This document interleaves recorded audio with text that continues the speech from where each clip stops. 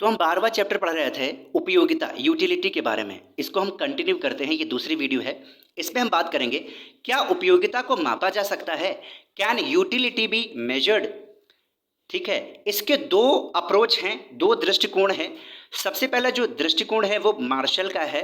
ये कहते हैं गणनावाचक दृष्टिकोण यानी कार्डिनल अप्रोच, यानी उपयोगिता को हम माप सकते हैं। और कैसे माप सकते हैं? 1 2 3 4 ये जो नंबर्स होते हैं इन्हीं को कार्डिनल बोला जाता है। ये कार्डिनल नंबर्स होते हैं। इनके कहने का मतलब था, शॉर्ट में बता देते हैं, अभी हम डिस्कस करेंगे पूरा। जैसे कि आपने 5 रुपए का पेन खरीदा, तो 5 रुपए के पेन से आपको 10 या 20 या 30 यूटिल्स के बराबर आपको उपयोगिता प्राप्त हुई। ठीक है, नंबर्स में हम बता सकते हैं। और जो दूसरा अप्रोच है वह है क्रमवाचक दृष्टिकोण, ऑर्डिनल अप्रोच, जिसको आने वाले जो बाद वाले अर्थशास्त्री हैं उन्होंने दिया, जिसमें पेरेटो, हिग्स और एलेन शामिल है। इनके कहने का मतलब है नहीं नहीं, हम उपयोगिता, क्योंकि वो एक मनोवैज्ञानिक दशा है, उसको हम केवल महसूस करते हैं, जो कंज्यूमर यूज करता है, कंजम्पशन करता है, वही केवल महसूस कर सकता है। तो इसको हम ऑर्डिनल अप्रोच बोलेंगे, यानी फर्स्ट, सेकेंड और ऐसे थर्ड, ऐसे करके आप आगे चलते जाइए, फोर्थ, फिफ्थ, सिक्स्थ, इस पोजीशन पे हम रख के बता सकते हैं कि संतरे की उपयोगिता ज़्यादा है और एप्पल की कम है। उदाहरण के तौर पर, जैसे मुझे पार्ले वाला एक बिस्किट मेरे सामने है और दूसरी तरफ है मैरीगोल्ड। ठीक है, पी फॉर पार्ले और एम फॉर मैरीगोल्ड। अगर मुझे पी फॉर पार्ले सबसे ज़्यादा अच्छा लगता है तो मैं कहूँगा, क्रमवाचक दृष्टिकोण वाला मैं बता रहा हूँ, मैं कहूँगा कि इससे मिलने वाली उपयोगिता जो फर्स्ट प्लेस पे है, इससे मिलने वाली उपयोगिता सेकंड प्लेस पे है। ठीक है, इनका कहने का मतलब था जो मार्शल ने बताया वो मत अच्छा नहीं है, वो ठीक नहीं है। ठीक है, अब हम सबसे पहला अप्रोच देखते हैं, गणनावाचक दृष्टिकोण, जिसको हम कार्डिनल अप्रोच बोलते हैं, जिसको दिया किसने था? प्रोफेसर मार्शल ने दिया था। इनका ये मत है। हम पहले से जानते हैं कि उपयोगिता यानी यूटिलिटी एक मनोवैज्ञानिक साइकोलॉजिकल तत्व है, जिसे हम केवल महसूस कर सकते हैं। अब समझिएगा, ये कह रहा है जो उपयोगिता है, हम पहले से जानते हैं एक मनोवैज्ञानिक तत्व है, इसको केवल महसूस वही व्यक्ति कर सकता है जो कंज्यूम कर रहा है किसी व्यक्ति को। ठीक है, जिसे हम केवल महसूस कर सकते हैं, जैसे हमने पढ़ा। इसका कोई मूर्त रूप नहीं होता है, आकार नहीं होता है, कोई प्रकार नहीं होता है। ठीक है, जिसे हम या तो छू सके या तो देख सके, इसे केवल महसूस कर सकते हैं। ठीक है, इसके मापने का कोई यंत्र या पैमाना नहीं होता है। लेकिन मार्शल जी नहीं माने, उन्होंने कहा नहीं नहीं, इसको मैं माप के रहूंगा। उन्होंने कहा, मार्शल ने उपयोगिता को द्रव्यमान, सॉरी यहाँ पर द्रव्यमान की जगह द्रव्य होगा, द्रव्य मतलब पैसे के माध्यम से, यहाँ द्रव्य लिखना, द्रव्य के माध्यम से मापने की बात कही है, यानी नंबर्स में मापने की बात कही है।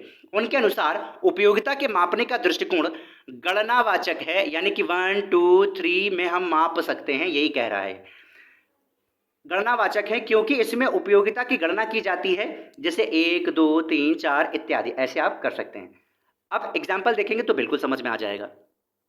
मार्शल के अनुसार किसी वस्तु की इकाई के उपभोग से वंचित रहने की अपेक्षा उस वस्तु की इकाई के लिए जितना मूल्य देने की तत्परता रहती है, वही उस वस्तु से प्राप्त होने वाली उपयोगिता का मौद्रिक माप होता है।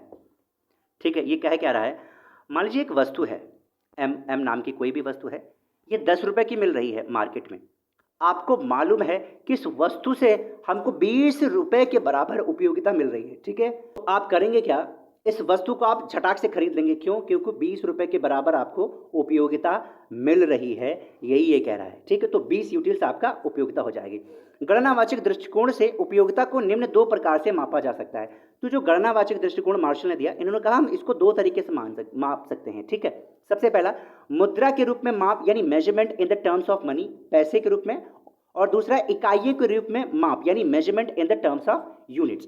सबसे पहले ये देखिए, मुद्रा के रूप में माप। उदाहरण के लिए एक उपभोक्ता एक संतरे के लिए 1 रुपए देता है, तो उसके लिए एक संतरे की उपयोगिता कितनी हुई? 1 रुपए के बराबर हुई। अतः हम कह सकते हैं कि गणनावाचक दृष्टिकोण में उपयोगिता की माप द्रव्य या पैसों की इकाइयों के माध्यम से की जा सकती है। अब दूसरा तरीका क्या है? इकाइयों के रूप में माप। प्रोफेसर फिशर ने उपयोगिता के माप के लिए यूटिल शब्द का उपयोग किया।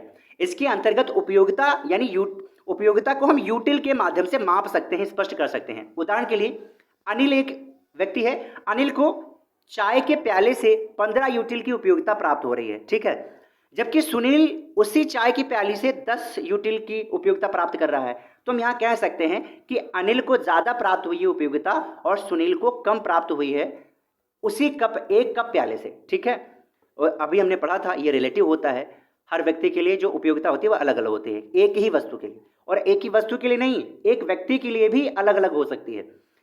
इन्हें गणनावाचक संख्या यानी कार्डिनल नंबर्स कहते हैं। इन्हें जोड़ा व घटाया जा सकता है। जैसे कि मान ले एक आपने चाय पी C1 चाय 1 और दूसरी आपने पी चाय C2, पहले वाले से 10 मिली और दूसरे वाले से 8 मिली, तो 10 और 8 यूटिल्स बराबर आपका हो जाता है 18 यूटिल्स। इतनी उपयोगिता आपको 2 प्यालों से मिल गई, यही आपको बताया जा रहा है। ठीक है, अब हम आगे बढ़ते हैं और यहाँ पर देखते हैं। अब इसकी कुछ मान्यताएं हैं। तो मान्यताएं आप जानते हैं, मान्यताएं और आलोचनाएं खत्म नहीं होती हैं अर्थशास्त्र में। सबसे पहली मान्यता है कि उपयोगिता की माप को द्रव्य की इकाइयों में मापा जा सकता है। तो जो इन्होंने बताया, सबसे पहले मान्यता माननी पड़ेगी। किसने बताया? मार्शल ने। इन्होंने बताया है जो कि हम गणनावाचक दृष्टिकोण के माध्यम से उपयोगिता को माप सकते हैं, तो आपको मानना पड़ेगा कि इसको हम माप सकते हैं पैसों के रूप में। दूसरा, उपयोगिता को जोड़ा जा सकता है। अब अभी जोड़ने वाली एग्जाम्पल आपको मैंने दिखाया, जोड़ भी सकते हैं। इनकी मान्यताएं हैं, प्रत्येक वस्तु की स्वतंत्र उपयोगिता होती है। स्वतंत्र यहाँ पे लिख दिए, त हटा दीजिए। प्रत्येक वस्तु की स्वतंत्र उपयोगिता होती है, अलग अलग उपयोगिता होती है, बिल्कुल सही बात है। उपभोक्ता का मूलभूत उद्देश्य अधिकतम संतुष्टि प्राप्त करना होता है, उपयोगिता प्राप्त करना होता है। आगे देखिए, उपयोगिता को प्राप्त करना होता है, ये इसी में आ गया। ठीक है, 5 पॉइंट हटा दीजिए, कभी कभी मिस प्रिंट हो जाता है, क्या कर सकते हैं, मतलब मिस बनाते समय स्लाइड हो गया होगा। तो उपभोक्ता का मूलभूत उद्देश्य अधिकतम उपयोगिता को प्राप्त करना होता है, ये बात हो गई। अब इसकी आलोचनाएं ये लोग भर भर के करते हैं, बहुत करते हैं। सबसे पहला कह रहे हैं, कह रहे हैं जो ये आपने मापा है प्रोफेसर मार्शल जी, आपने जो उपयोगिता को कार्डिनल अप्रोच कहकर मापा है ना, इसका कोई प्रामाणिक माप नहीं है, नो स्टैंडर्ड मेजरमेंट। मार्शल ने उपयोगिता को मापने के लिए मुद्रा का मापदंड अपनाया। यह मापदंड गज, फुट, इंच की तरह से प्रामाणिक नहीं है, क्योंकि मुद्रा के मूल्य में परिवर्तन होता रहता है। तो बिल्कुल सही बात है, 1 मीटर आज भी रहेगा, 10 साल बाद भी वही था, रहेगा, और 10-20 साल पहले जो था वही रहेगा। लेकिन मुद्रा की वैल्यू 10 साल पहले कुछ और थी, आज कुछ और है, 10 साल के बाद कुछ और होगी, वह छोड़िए 2 साल के बाद कुछ और होगी। यही कह रहा है, ये प्रामाणिक माप नहीं है। दूसरा है, उपयोगिता पर अनेक बातों का प्रभाव पड़ता है। तो कह रहा है एक ही बात का नहीं, बहुत सारी बातों का प्रभाव पड़ता है, जैसे कि फैशन हो गया, आय हो गया, रुचि हो गया, तो चेंज होती रहती है उसकी वजह से। उपयोगिता एक अमूर्त धारणा है। ये कह रहा है जो उपयोगिता है एक अमूर्त धारणा है, इसको आप माप कैसे सकते हो? जब एक मनोवैज्ञानिक तत्व है, व्यक्तिगत विचार पर निर्भर करता है, तो आप इसको कैसे माप सकते हो? ठीक है, ऑब्जेक्टिव स्टैंडर्ड पर नहीं मापा जा सकता है, ये इनका कहना था। और लास्ट वाला है, उपयोगिता स्थिर नहीं गतिशील है। और ये कह रहा है जो उपयोगिता होती है वो स्थिर नहीं होती, एक गतिशील होती है। एक व्यक्ति को किसी वस्तु से भिन्न भिन्न स्थान तथा समय में अलग अलग उपयोगिता प्राप्त होती है, अतः इसे मापा नहीं जा सकता। ये कह रहे हैं, मान लीजिए एक आप ही हैं, आप एक दिन रह के आते हैं रसिया में, रूस में, यूक्रेन तो जाएंगे नहीं, ठीक है, रूस में होके जाते हैं। वहाँ पर आप चाय ज़्यादा पीना पसंद करेंगे, क्यों? क्योंकि वहाँ पर जाड़ा हो रहा है, ठीक है। अब इंडिया में आते हैं, ठीक है, जुलाई और मई के महीने में, आप क्या यहाँ पर भी चाय पियेंगे? यहाँ नहीं चाय पियेंगे। तो देखिए, जैसे ही प्लेस चेंज हुआ आपकी उपयोगिता बदल गई, यानी उपयोगिता स्थिर नहीं रहती है। डायनेमिक कॉन्सेप्ट है ये, ठीक है। उसके बाद देखते हैं क्रमवाचक दृष्टिकोण, ऑर्डिनल अप्रोच, जो कि पैरेटो, हिग्स और एलन ने दिया था। इन तीनों का मत है और काफ़ी अच्छा मत है, बहुत बढ़िया कॉन्सेप्ट है। इसी पर बेस्ड तटस्थता वक्र विश्लेषण है, इंडिफरेंस कर्व एनालिसिस। जब हम सीमांत विश्लेषण वगैरह पढ़ लेंगे ना, राशि सीमांत नियम, उसके बाद समसीमांत का नियम, उसके बाद ये सब आएगा, तो हम उसको देखेंगे। वर्तमान में कुछ अर्थशास्त्री जैसे कि हिग्स हो गए, एलन हो गए और पैरेटो आदि उपयोगिता के माप के लिए मार्शल के गणनावाचक दृष्टिकोण से सहमत नहीं है, ठीक है, इनसे सहमत नहीं है। इन अर्थशास्त्रियों के अनुसार उपयोगिता मापनीय नहीं है, इसको मेजर नहीं कर सकते हैं पैसों या द्रव्य में। उन्होंने अपनी बात को सिद्ध करने के लिए निम्न तर्क दिए। ऐसे नहीं किया, उन्होंने सिद्ध करने के तर्क दिए। पहले क्या तर्क दिया? उपयोगिता एक मनोवैज्ञानिक धारणा है, तो इसको कैसे पैसों में आप एक्सप्रेस कर सकते हो। दूसरा है, उपयोगिता को मापने के लिए द्रव्य वाला पैमाना प्रमाणिक नहीं है। तो जो आप पैसे से माप रहे हो ना, 10 रुपए चाय खरीदा, उससे 15 यूटिल्स के बराबर आपको उपयोगिता मिल गई, तो प्रमाणिक नहीं है। आज 10 रुपए का खरीद रहे हो, वही चाय आपको कल 20 रुपए की मिलेगी, 15 रुपए की मिलेगी, कैसे भी मिलेगी, चेंज हो जाएगा। तो ये पैमाना जो है मापने का, वो प्रामाणिक नहीं है। तीसरा, उपयोगिता भिन्न भिन्न व्यक्तियों के संबंध में ही भिन्न भिन्न नहीं बल्कि एक ही व्यक्ति के संबंध में भी भिन्न भिन्न होती है।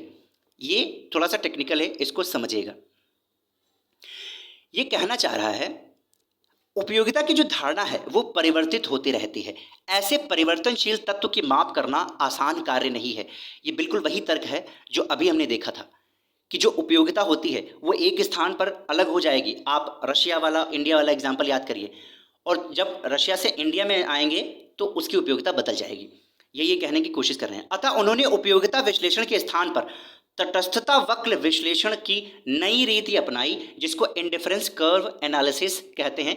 इंडिफरेंस कर्व एनालिसिस वही मतलब फर्स्ट सेकंड थर्ड ऐसे आप कह सकते हैं, ठीक है। इस रीति के अनुसार उपयोगिता को मापने की आवश्यकता नहीं है। इनके कहने का मतलब है ये जो रीति है ना तटस्थता वक्र विश्लेषण, इसमें मापने की आवश्यकता ही नहीं है कि कितनी यूटिल्स आपको उपयोगिता मिल रही है। उपयोगिता के इस विश्लेषण में क्रमवाचक दृष्टिकोण का सहारा लिया जाता है। इन्हें प्रथम यानी फर्स्ट, द्वितीय, तृतीय इत्यादि क्रमवाचक संख्याएं कहा जाता है। इसमें हम माप सकते हैं, मतलब माप नहीं सकते, हम बता सकते हैं कि आलू की उपयोगिता जो भिंडी है उससे ज़्यादा है, ठीक है, ऐसे हम बोल सकते हैं। तो आलू फर्स्ट नंबर पे आ गया, भिंडी सेकंड नंबर पे आ गया। क्रमवाचक दृष्टिकोण के अंतर्गत यह संख्याएं केवल इतना बताती हैं कि द्वितीय प्रथम से तथा तृतीय चतुर्थ से अधिक है। उपयुक्त व्याख्या से ये बात आपको समझ में आ गई। लेकिन एक बात और समझ लीजिए, मार्शल का दृष्टिकोण है वो गलत नहीं हुआ है अभी तक, क्योंकि अगर बहुत ज़्यादा एग्जैक्ट अपना जब दिमाग लगाएंगे, थोड़ा लॉजिक लगाएंगे ना, तो लगभग उतना पहुँच सकते हैं जितना उस व्यक्ति को किसी भी वस्तु से उपयोगिता मिली है। हम उतना तो बोल सकते हैं ना भाई, या खुद महसूस कर सकते हैं।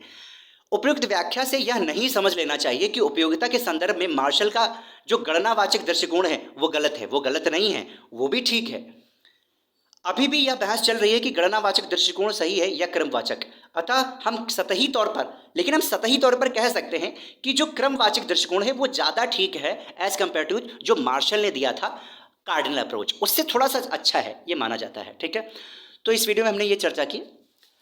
अगली वीडियो में हम देखेंगे ये जो उपयोगिता है उसके प्रकार क्या होते हैं, सीमांत उपयोगिता क्या होती है, कुल उपयोगिता क्या है, औसत उपयोगिता क्या है, साथ ही साथ जो सीमांत और कुल उपयोगिता होती है उसमें संबंध क्या होता है, कर्व के माध्यम से समझेंगे। धन्यवाद।